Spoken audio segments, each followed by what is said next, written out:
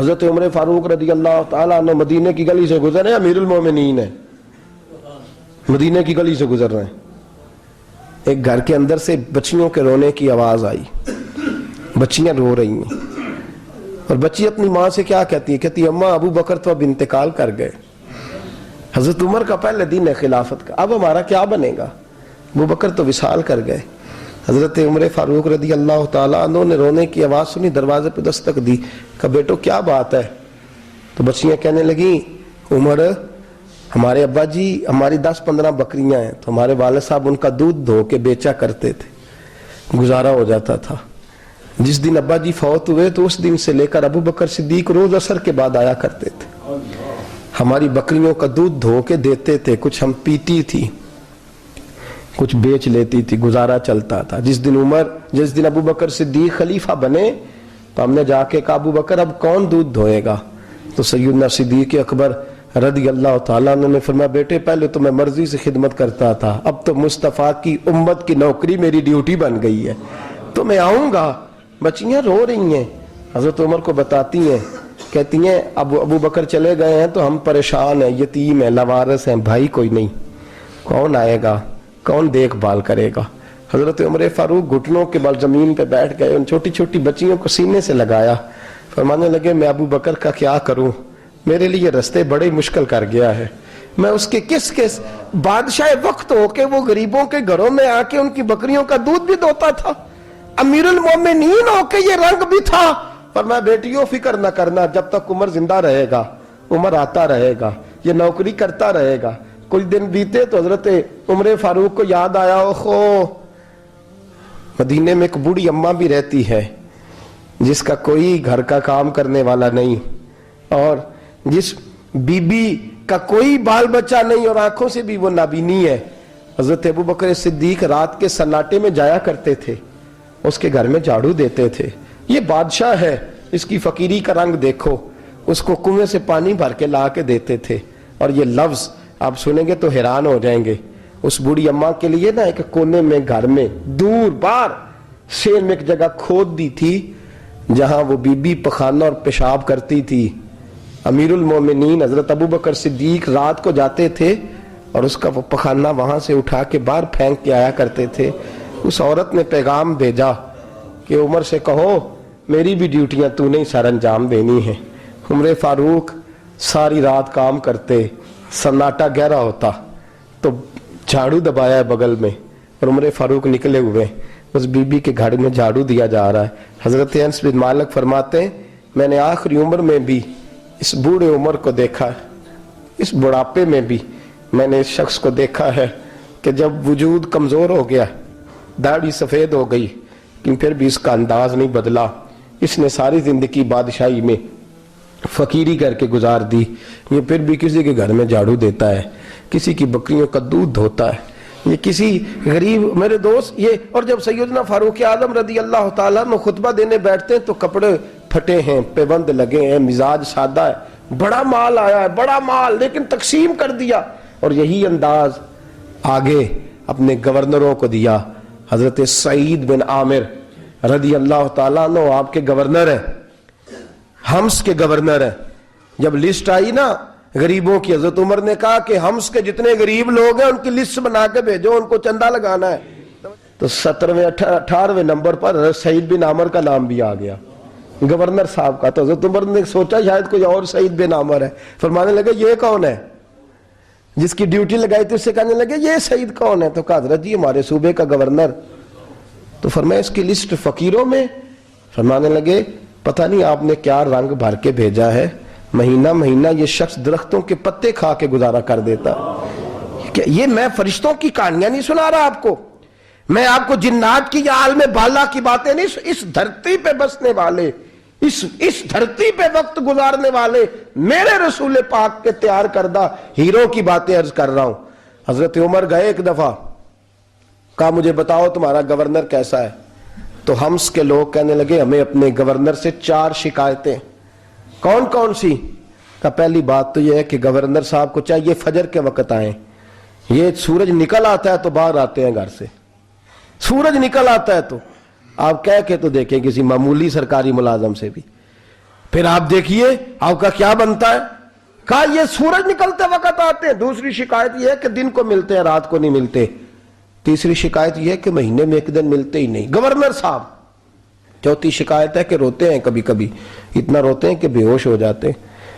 हजरत फारूक आदम ने खड़ा कर लिया, फरमाया सही तेरी शिकायत आई हैं का हुजूर हुक्म। फरमाया सुना है, पहले तू फजर के वक्त आ जाता था लोगों के मसाइल सुनने, अब तू सूरज निकलते वक्त आता है। कहा हुजूर बीवी बीमार हो गई है और घर में नौकर तो है कोई नहीं, तो मैं सवेरे उठता हूं तो पहले नाश्ता बनाता हूं, बच्चों को खिलाता हूं। उस औरत ने 35 साल मेरे साथ वफा की है, अब चारपाई पे है तो मैं उसके मुंह में लुकमे डालता हूं। कहा उसे खाना खिला के जब वो दुआ देती है तो फिर निकलता हूं। तो कहा सुना है तो हफ्ते में एक दिन मिलता ही नहीं, महीने में। कहने लगे हजरत जी जब मदीने से आया था तो एक कुर्ता और एक तामद साथ लाया था, मुझे आज 2.5 साल हो गए हैं, मैं नया लिबास नहीं खरीद पाया। मैंने अर्ज की मैं इस धरती पे बसने वाले लोगों की दास्तान सुना रहा हूं। कहा मैं अपनी तामद धोकर खुश्क होने को डाल देता हूं, उसे आधा दिन लग जाता है, खुश्क होती है तो तामद पहन के कमीज धो लेता हूं और फिर कमीज डाल देता हूं। हजरत जी सारा दिन बीत जाता है तो बाहर नहीं आ पाता। हजरत उमर फारूक की गर्दन झुक गई। का सुना है तू रात को मिलता ही नहीं, ये लफ्ज कहे तो हजरत सईद बिन आमर कहने लगे ये मेरा राज था, आप मेरे अमीर ना होते तो कभी फाश ना करता। दिन मैंने बंदों के लिए रखा है, रात अपने रब के लिए रखी हुई है। मैं रात की तन्हाइयों में अपने करीम की बारगाह में जाता हूं और मैं सारे दिन के गुनाहों की माफी मांगता हूं, मैं अपनी गलतियों की तलाफी का सवाल करता हूं, उसके हुजूर जाता हूं, उसे दुखड़े सुनाता हूं। रात मेरी उसके लिए बीत जाती है। हजरत उमर की और गर्दन झुक गई। फरमाया ये बता कि तू मिलता ही नहीं, कभी कभी तो रोता है और बेहोश हो जाता है। हजरत जी 40 साल की उम्र में कलमा पड़ा है, जब 40 साल के पिछले गुनाह याद आते हैं तो कब फिर मैं जब्त नहीं कर पाता वो खताएं, वो पाप, वो जुर्म, वो खताएं। जब सोचता हूं ना कि रब खड़ा करके पूछेगा बता ये जुर्म क्यों किया, तो वो एहसास मुझे परेशान कर देता है। हजरत जी मैं फिर बर्दाश्त नहीं कर पाता, फिर मैं तड़प उठता हूं, मेरी ये कोताहियां हैं, बताइए क्या कहते हैं। हजरत फारूक आजम ने गर्दन उठाई तो आंखों में आंसू थे। कहने लगे या अल्लाह मुझे इस जैसे कुछ और गवर्नर भी अता फरमा, या अल्लाह इस जैसे कुछ और गवर्नर भी। अजीजों अपना हाल क्या है। मुल्क शाम जब फतह हुआ तो हजरत साद बिन अबी वकास रदी अल्लाह ताला अन्हु कहते हैं कि कुछ लोग मुझे कहने लगे कि हम आपसे मामला तय नहीं करेंगे, हम जजिया देंगे, टैक्स देंगे, इस्लामी हुकूमत के ज़ेरे असर आएंगे, लेकिन आपसे मामला तय नहीं करेंगे, अपने अमीर को बुलाइए। तो हजरत सैयदना साद बिन अबी वकास कहते हैं मैंने खत लिखा। फरमाते खत लिखा हजरत उमर को, मैंने कहा जनाब आइए। जवाब में हजरत उमर ने खत में जवाब लिखा कि फलां दिन फलां तारीख फलां वक्त में मुल्क के शाम पहुंच जाऊंगा। हजरत सैयदना उमर चले घर से, एक गुलाम, एक घोड़ा, एक नेजा। हजरत फारूक आजम ने कुछ खजूरें, खुश्क खजूरें, कुछ सिरका बांध के रख लिया रस्ते में खाने को। ये बादशाही में फकीरी हो रही है। लाखों मुरब्बा मील का हुक्मरान है, करोड़ों अरबों रुपए पास पड़े हुए, वो सारी चीजें रख ली और सैयदना उमर फारूक रदी अल्लाह ताला अन्हु चलने लगे। अब गुलाम से कहने लगे भाई मेरा घोड़ा जरा माड़ा है, कमजोर है, तय कर लें, इतने मील तू घोड़े पे बैठेगा, मैं पैदल चलूंगा, फिर इतने मील मैं घोड़े पे बैठूंगा, तू पैदल चलेगा।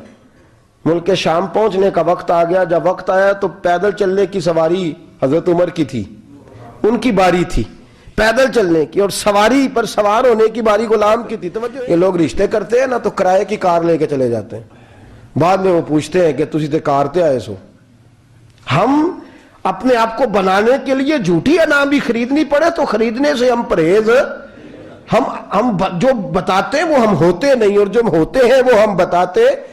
हजरत सैयदना उमर फारूक रदी अल्लाह ताला अन्हु सवारी पे गुलाम है, खुद पैदल है, और हाल क्या है, बारिश हुई थी तो कुछ पानी खड़ा था, छोटे छोटे जोहड़ों में छोटे छोटे तालाब बने हुए थे, पानी खड़ा था।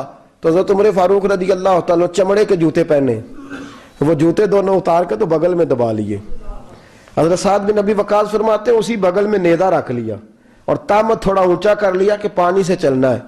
اور غلام کو گھوڑے پہ بٹھایا ہے اور گھوڑے کی لگام پکڑی ہے تو یوں پیچھے رکھی ہوئی ہے، اور حضرت سیدنا فاروق اعظم رضی اللہ تعالیٰ عنہ آ رہے ہیں۔ غلام کہنے لگا حضور لوگ دیکھ رہے ہیں، مہربانی کریں بیٹھ جائیں۔ فرمانے لگے نہیں، باری تیری ہے، تو ہی بیٹھے گا۔ اس نے کہا حضور نہیں، وہ تو ٹھیک ہے، کوئی باری فرض تو نہیں نہ ہو گئی، آپ مہربانی کریں آپ آ جائیں، ذرا لوگ آ رہے ہیں۔ فرمایا تمہیں کہا نا، غلام کہتا میں نے تیسری دفعہ کہا تو حضرت عمر نے جلال سے دیکھا، اور جناب عمر کا جلال تو زمین کانپنے لگ جاتی تھی۔ کہتے ہیں کہا حضور آپ آ جائیں، تو کہتے تجھے کہا ہے نا چپ کر کے بیٹھا رہے، کہتے ہیں میں گھوڑے پہ ہی کانپنے لگا۔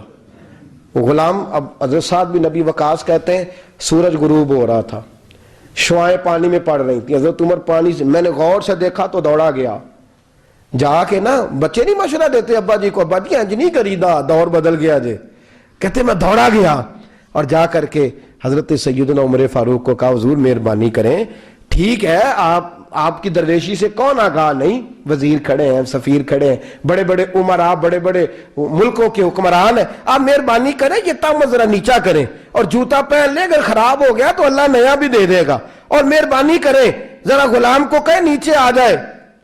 حضرت عمر کہنے لگے تمہیں کیا تکلیف ہے؟ کہا حضرت جی وہ وزیر مشیر کھڑے ہیں، یہودی ہیں، عیسائی ہیں، نجرانی ہیں، وہ بڑے بڑے مذاہب کے اور بڑے بڑے ملکوں کے، آپ کا بڑا نام سنا ہے۔ حضرت سیدنا سعد بن ابی وقاص فرماتے ہیں میرے ساتھ اتنا ترش رویہ حضرت عمر کا پہلے کبھی نہیں ہوا، کہتے ہیں ماتھے پہ شکن آیا اور کہنے لگے تجھے تیری مار ہوئے، ان 4 لوگوں کے لیے میں اپنے نبی کا طریقہ چھوڑ دوں، ان 4 دنیا داروں کے لیے نبی پاک کا طریقہ چھوڑ دوں؟ فرمانے لگے سر سے پگڑی اتاری حضرت عمر نے جلال میں، فرمانے لگے میرے سر پہ جو بال ہے نا یہ مجھے کسی دنیا دار نے نہیں دیے، یہ ساری عزتیں مجھے آمنہ کے لال نے عطا فرمائی ہے، اور میں ان محبوب کا طریقہ ان 4 لوگوں کی خاطر چھوڑ دوں؟ فرمایا قرآن کہتا ہے ان اللہ یأمر بالعدل والاحسان، جب میں نے خود عدل کا تقاضا یہ رکھا ہے کہ کبھی وہ بیٹھے گا کبھی میں بیٹھوں گا، باری اس کیا تو میں کیسے بیٹھ جاؤں؟ حضرت سعد بن ابی وقاص فرماتے ہیں اسی درویشی میں سلام اس پر کہ جس نے بادشاہی میں فقیری کی، کہتے ہیں اسی درویشی میں حضرت عمر پہنچے تو جو پہلے ڈرا کرتے تھے جب حضرت عمر آئے تو انہیں کامتے بھی دیکھا، روب اور بڑھ گیا، ان کے دلوں کے اندر حضرت عمر کا دبدبا اور بڑھ گیا، اور میرے کانوں میں کہنے لگے سعد پہلے سنا تھا لیکن دنیا سچی کہتی ہے، جو حال محمد اور محمد کے غلاموں کا ہے صلی اللہ علیہ، وہ دنیا میں دوسرا کوئی حاصل کر سکتا؟ آج ہمارے پروٹوکول، ہمارے دبدبے، ہماری انا پرستیاں، ہمارے دعوے، ہمارے طریقے، میرے عزیزوں لوگ ہمیں آ کے مثال دیتے ہیں، کہتے ہیں یورپ کی فلاں گلی میں یہ ہوتا ہے، میں نے کہا وہ گرد راہ کو نہیں پہنچ سکتے، یہ ساری چیزوں تو میرے مصطفیٰ کے غلاموں سے حاصل کیا، لوگ ہم نے چھوڑ دی، غیروں نے اپنا لی۔ خدا را اپنی زندگی میں تبدیلی لائیں، درویشی، سادگی، بے تکلفی، یہ زندگی حسین ہوتی ہے، یہ زندگی سکون والی ہوتی ہے، یہ زندگی اچھی ہوتی ہے، یہ فرحت اور تازگی والی ہوتی ہے۔ اپنے آپ کو ان تکلیفوں اور آلائشوں میں مبتلا نہ کریں، اگر اللہ مال دے، عزت دے، دولت دے، اللہ تعالیٰ نفاست عطا کرے تو پھر اپنے آپ کو سادہ کریں، آزاد کریں، کھلی ہوئی کتاب بنا کے اپنے آپ کو رکھیں۔ مجھے ایک بچہ کہنے لگا حضرت جی جب بھی آتے ہیں آپ کہیں بیٹھے مل جاتے ہیں، ہم کسی کو لا کے کہتے ہیں جناب حضرت جی بڑے مصروف ہیں اور آپ یہاں آگ تاپ رہے ہیں جلا کے، مہربانی فرمائیں۔